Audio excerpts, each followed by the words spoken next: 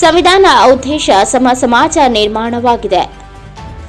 GH Srinivas.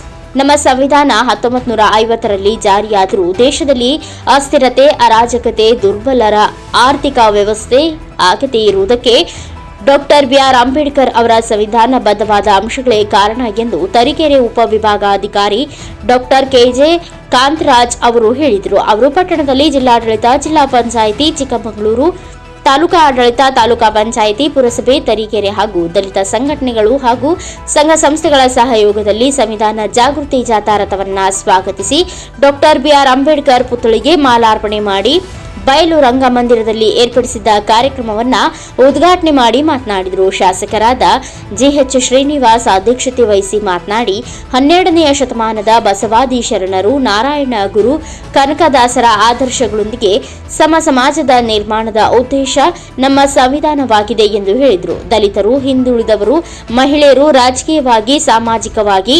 ಆರ್ಥಿಕವಾಗಿ ಅಭಿವೃದ್ಧಿ ಹೊಂದಿದಾಗ ಡಾಕ್ಟರ್ ಬಿಆರ್ ಅಂಬೇಡ್ಕರ್ ಅವರ ಕನಸು ಸಂವಿಧಾನದ ಆಶಯಗಳು ಈಡೇರುವುದು ಎಂದು ಹೇಳಿದರು.